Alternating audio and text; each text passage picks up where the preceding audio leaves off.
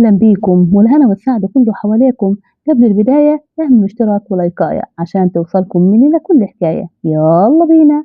حكايتنا النهاردة كانت في عصر كوريا القديمة، والبت يونغ شجاعة وقوية وبتبارز وهي مغطية جزء من وشها، وهي اسمها مش متسجل مع المبارزين، وكمان هي بنت. ولما الحراس بيحاولوا يطلعوها برا تضربهم كلهم بكل سهولة، لدرجة إن بايكي نفسه بيستغرب وبيطلع أمر المبارز الكسبان إنه يقتلها. وده طبعا شطر جدا، بس على مين؟ بتقاتل البت يونغ بكل مهارة، لدرجة إن بايكا لما بيركز في تفاصيلها بيفتكر حبيبته القديمة سول، واللي ما شافهاش من سنين، وكانت حاطة سيف على رقبته وبتبكي، وقالت له إنها هترجع في يوم علشان تقتل وتقتل نفسها، علشان الدم مش بيتغسل غير بالدم. ويفوق من ذكرياته على يونغ اللي كان فيها شبه من سول، وادى الأمر للحراس إنهم يمسكوها، لكنها كانت واعرة قوي وواعية وفلتت منهم. وفي الوقت ده بنشوف سول حبيبته القديمة وهي حاليا عامية، وهي اللي ربت يونغ البت الواعرة دي وتعتبر معلمتها. ولما بتسمع عن القتال اللي حصل بتقلق على يونغ وبتسأل الواد الصغير اللي بتربيه عن مكانها. في اللحظة دي بنشوف بايك الجبار بيعترض طريق يونغ وهي ماشية، ويستغرب إنها مش عارفاه، وبيقول لها ليه ما قتلتيش خصمك في المبارزة؟ قالت له إنها كانت رايحة تتدرب بس. ولما سألها عن اسمها قالت له اسم أخوها الصغير تشو، وبين بايك كان عاوز يعرف اسم المعلمة بتاعتها فبترفض. وهو بيحط منديل على وشه وقال لها لو قدرت تشيل المنديل من على وشي بثلاث حركات بس هعتبرك مبارزة قوية. وده بيستفز كبرياء يونغ وبيحاول، لكن ما هي ما قدرتش في الأول، وهو اللي قدر يشيل المنديل من على وشها بحركة واحدة بس. وده ما كانش هدفه، كان هدفه يشوف ندبة على ظهرها. في الوقت ده اتشتت وقدرت تشيل المنديل من على وشه وخدت المنديل وهربت. وفي الوقت ده كانت سول العامية قاعدة مع المساعد بتاعها، قالت لها جه الوقت إننا نقول ليونغ على الحقيقة اللي مخبينها عليها طول السنين. وهو قال لها مش دلوقتي. وجات يونغ وقالت لها إنها آسفة على المبارزة من غير إذنها النهاردة، بس عطت لها المنديل بتاع بايك عشان تفرحها. وبالرغم من إن سول عامية لكن حست بإيديها على المنديل ولقت اسم بايك المنقوش عليه. وقالت لها سول انت عارفة ليه إن أنا بدربك طول السنين دي كلها؟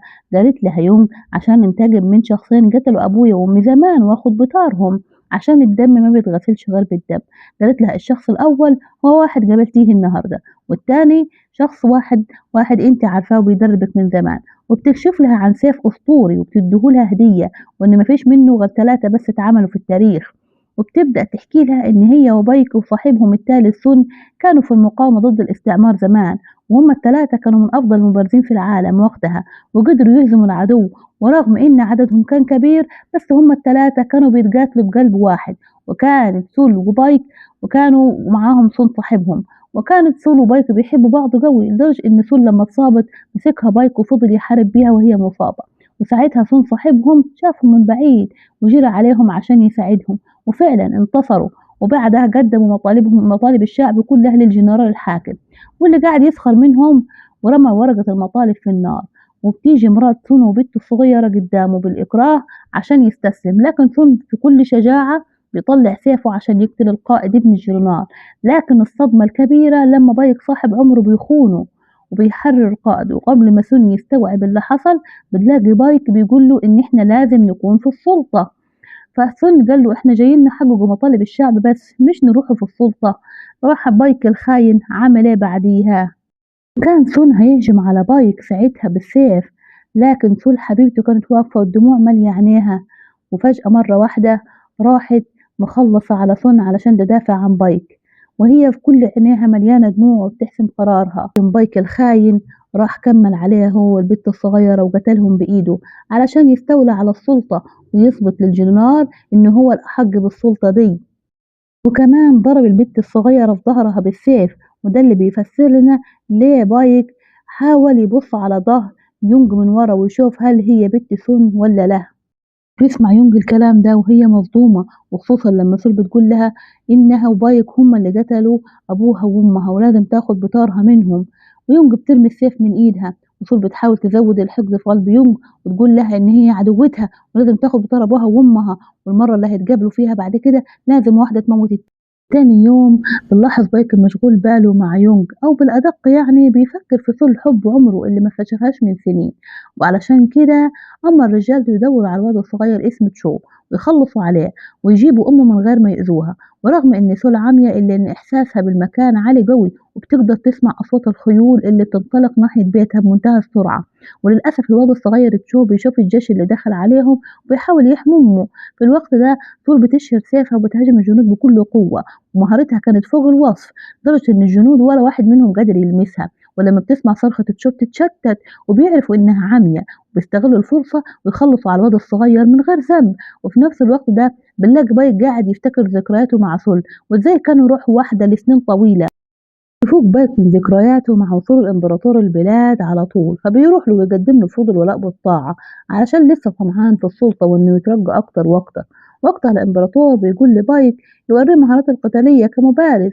وبالرغم من إن بايك بيحس بالإهانة إلا إن بيشوفها فرصة يفش غضبه وينزل للحارس اللي اختاره الإمبراطور ويصد ضرباته بكل سهولة. بس الإمبراطور مش ساهل، قاعد يقول للحارس لو غلبت بايك هتكون الحاكم مكانه. وبايك عايشت من الغضب ويضرب الحارس ضربة مات فيها، لدرجة إن مستشار الإمبراطور بيحس إن بايك ده خطر على الإمبراطورية كلها. وفي الجانب التاني بنشوف يونج كانت في الغابة مقطعة نفسها من البكا وهتفتكر تدريباتها مع سول وإزاي كانت بتعلمها زي أمها، ومش قادرة تستوعب فكرة إنها لازم تقتلها، لازم تاخد بطار أمها وأبوها. وبتفوق يونج على هجوم حيوان مفترس عليها لكن بتقتله في آخر لحظة. وبتروح بار أو خمارة تقعد تسكر وتشرب، وبيشوفها المبارز اللي كانت بتقاتله قدام بايك واللي بيتعاطف معاها وبيشربوا مع بعض. بس هي بتتجاهله لحد ما سكرت خالص، وفي الآخر وقعت من طولها وراح شالها على ظهره ووداها البيت. وأول ما فاقت شكرته ومشت على طول. ولما النهار بيشكشك بتكون سول راحت للكاهن الحكيم اللي كان بيدربها زمان هي وبايك وسن، وكان متضايق إن تلامذته التلاتة بيكونوا بالقسوة دي بعد ما كبروا. وبتطلب منه يديها السيف بتاع سن الله يرحمه وعلشان تديه ليونج علشان تنتقم وتاخد بطارها أبوها وأمها. وفي الوقت نفسه ده بنشوف بايك بيدخل القصر بتاعه الجديد وبيكون القصر ده رهيب من الجمال وحلو قوي. وبيجيب المبارز اللي ساعد يونج وبيوعده إنه يخليه من الحرس بتاعه مقابل إنه يقتل مستشار الإمبراطور اللي كان بيتريق عليه ويسخر منه. وفعلا لما المبارز كان هيقتل المستشار اتجمعوا الحرس كلهم وكانوا هيقتلوه، لكن قال لهم إن في خطة ممكنة تخلصهم من بايك ده نهائي. وتاني يوم في مجلس الإمبراطور بيقول المستشار إن في فوضى في مملكة الشمال والأحسن يبعتوا بايك وجنوده عشان يخلصوا المشاكل دي هناك. وافتكروا كده إن هم يقدروا يتخلصوا من بايك. والإمبراطور تعب جدا ولدرجة إنه رجع الدم من بقه. وبايك راح يزوره ولكنه بيستهزأ بيه بيقول له إن الخنجر كان مسموم وهيموت أكيد بس بالبطيء. والأكاد إن بايك كان جايب له ترياق السم اللي هينقذ حياته، وبيحاول يرمي نفسه من على السرير عشان الترياق ده وبيزحف على الأرض، لكن بايك بمنتهى القسوة بيدوس على الجزازة برجله وبيكسر. في الوقت ده بيبقى الجنود عند النجار اللي عملوا قصر سري بتاع بايك. النجار ده راح خده بايك وحطه في حفرة هو وبنته الصغيرة عشان محدش يعرف سر القصر الجديد اللي محدش يعرف عنه حاجة بتاع بايك. وبالصدفة البطلة يونج بتكون معدية وشافت اللي بيعملوه في الراجل الكبير وبنته الصغيرة، وبتضربه وبتنقذ البنت الصغيرة وبتجري وراها لحد ما وصلوا بيت سول. ولما دخلت يونج لقيت البيت مقلوب فوقاني تحتاني، فبتضطر تسأل المساعد وبيقول لها على الهجوم اللي حصل. والواد الصغير أخوها اتقتل وبتحس بالذنب إنه اتقتل مكانها وبتنهار من البكا ومش عارفة تعمل حاجة خالص.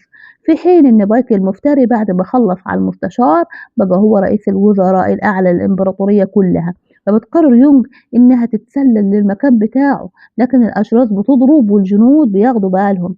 بس من حظها الحلو بيظهر قدامها المبارز متعاطف معاها وبيخبيها منهم، ولكنها كانت رافضة تقول له هي عايزة تقابل بايك ليه.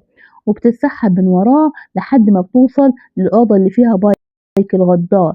وأول لما بيشوفها بيضربها ضربة بيغمى عليها وبيفضل يتفرج على سيف سل ويتعرف عليه ويفضل يتفرج على السيف. وأول لما بتفوق بتحاول تهريه شتايم علشان ما يلمسش السيف أبدا، وبتقول له إنها جاية عشان تقتله وتاخد بطارها وتضرب بايك. وبيقول لها انت جاية تواجهيني بمهاراتك التعبانة دي، وبيكشف عن الندبة اللي في ظهرها لكنه بيحس إنها مش بنت سن صاحبه القديم. ولما بتحاول يونج تسحب السيف وتهجم عليه بتقوم طاعنها بالسيف بتاعه، وبيؤمر رجالته يرموها في المية، لكن لحسن الحظ المبارز اللي كان متعاطف معاها طلعها من المية بسرعة. ساعتها بتوصل سول، ولما بتلاقي يونج مصابة ومش بتتنفس بتكون مصدومة قوي، وبتلاقي الجنود قدامها بتفضل تقاتل فيهم زي المجنونة. وكان الكاهن واقف وشاف اللي حصل، وأخد يونج علشان ينقذها وينقذ حياتها ومشي بسرعة.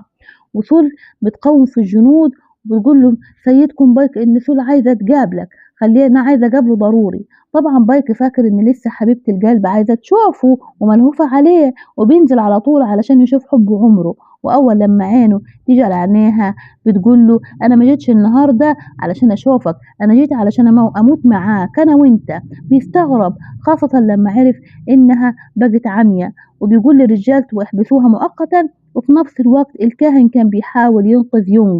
الليل دخل بايك على سول، بيلاقيها بتدعي ان موتها هي وبايك يكون على يد يونغ، علشان هي دي الطريقة الوحيدة اللي هيكفروا بيها عن ذنبهم في خيانة صاحبهم وصاحب عمرهم سول. بايك بيتضايق منها قوي، وقال لها ليه ما قتلتنيش وقتلت نفسك من زمان وارتحتي. بالرغم من جبروته والدموع كانت مالية عينيه، بيقول لها ولا لسه بتحبيني زي زمان؟ ما انا برضه لسه بحبك، بس هي شايفة ان جرمهم كان اكبر من اي حب. ويقول لها ان البت يونج دي مش بنت سن، وتأكد ان الندبة اللي في ظهرها مش من سيفه. ويقول لها انت جبتيها من ملجأ ولا منين؟ وعلشان يفلسها يروح يطلب من الامبراطور يجوزه بنته ويديله القصر بتاعه كمان، لكن الامبراطور بيشتموا على جراءته. وساعتها بايك بيبان على حقيقته اكتر، بيدي الاشاره لرجالته يقفلوا القصر من بره، لدرجه ان الامبراطور بيكون مرعوب ومش مصدق اللي بيحصل. وان بايك بيقول للامبراطور بكل وقاحه انه ما يستحقش انه يكون امبراطور وهو هيكون مكانه. وادى بايك الإشارة للمستشارين وقال الإمبراطور لازم تجوز بنتك لبايك، وده أمر رسمي. وبعدها بشوية بتكون يونغ اتعافت وخفت ورجعت تتدرب من جديد، وكان الحكيم بيدربها بنفسه تدريبات قاسية قوي عشان تقدر تتغلب على بايك الغدار، ومستواها كان بيتطور قوي قوي. وكمان الكاهن قرر يكشف الحقيقة ليونج كاملة قبل ما تحقق انتقامها، وقاعد يقول لها إن سول زمان جات له بجثة البت الصغيرة بنت صاحبهم سن، وكان من كتر يأسها هتشرب سم وتموت نفسها وترتاح، بس هو حاول يخليها ما تشربش السم، وده سبب عماها. وإنما يونج بتكون بنت سول وبايك، وبتكون الصدمة الكبيرة لما بتعرف يونج إن هم دول أبوها وأمها اللي المفروض هتقتلهم. وبتعرف إن سول أخدت أصعب قرار في حياتها وربت بنتها على الحقد والكره ناحيتهم، بالرغم من إنهم أهلها الحقيقيين. بس ده كان جزء من أملها إن هم كده يتخلصوا من خطيئتهم بقتل صاحبهم ومراته وبنته. وبايك قال لها إزاي جالك قلب تعملي كل ده، وكان هيقتلها بس ما قدرش لأنه لسه بيحبها. بالرغم من طغيانه إلا إنه انهار بالبكا من قسوة الموقف، وخصوصا إن سول قالت له هفضل أكرهك طول عمري. وإنما يونج بتكون بنت سول وبايك، وبتكون الصدمة الكبيرة لما بتعرف يونج إن هم دول أبوها وأمها اللي المفروض هتقتلهم. وبتعرف إن سول أخدت أصعب قرار في حياتها وربت بنتها على الحقد والكره ناحيتهم، بالرغم من إنهم أهلها الحقيقيين. بس ده كان جزء من أملها إن هم كده يتخلصوا من خطيئتهم بقتل صاحبهم ومراته وبنته. وبايك قال لها إزاي جالك قلب تعملي كل ده، وكان هيقتلها بس ما قدرش لأنه لسه بيحبها. بالرغم من طغيانه إلا إنه انهار بالبكا من قسوة الموقف، وخصوصا إن سول قالت له هفضل أكرهك طول عمري. تاني يوم بيكون إعلان زواج بايك من بنت الإمبراطور غصبا على الإمبراطور نفسه، وبتقرر يونغ تقطع شعرها وتحقق الانتقام اللي طول عمرها بتتدرب عشانه. ويوم الفرح بتقتحم يونغ المكان وهي مليانة غضب وكره، ويطلع بايك بعد ما عرف إنها عمالة تقتل في الجنود بكل شراسة، وبتوصل لأوضة العرش وبتلاقي أبوها بايك قاعد في انتظارها، والاتنين بيبدأوا قتال من أشرس ما يكون، وبيطلعوا يكملوا في الشارع. وقدر يجرحها وهي كمان عاطته جرح، وشاف إنها بقت أقوى من الأول بكتير، وقال لها حط غضبك كله في سيفك عشان تقدر تهزميني. وده كان أول وآخر درس من أب لبنته. وبتقدر تديله طعنة في ظهره وبتأثر على حركته، ولكن بتوصل سول العمية وبتيجي بتجر في رجليها من كتر التعب. قبل ما بايك يضرب يونغ جات سول وخدت الضربة هي، وفي أجواء مطر التلج اللي كان مال الدنيا بتحط سول راسها على كتف بايك لأول مرة من سنين، واللي بينهار بعدها من البكا. وبتبص سول آخر بصة ليونج. بتفهم يونج بعديها إن هي لازم تكمل وتغرز السيف في ظهر سول علشان يعدي ويوصل لبايك ويموتوا هما الاتنين. ووقتها بيلمس بايك وش بنته يونج لأول وآخر مرة في حياته، وبيمسك إيدها بالسيف عشان السيف يخترق بايك بالكامل. ودي من أكتر اللحظات قسوة، خصوصا وإنهم ماتوا إيدهم في إيد بعض. وبكده خلصت حكايتنا النهاردة اللي كانت من أكتر الحكايات مؤثرة جدا. بعتولنا رأيكم في الكومنتات، واشوفكم في حكاية جديدة إن شاء الله. سلام.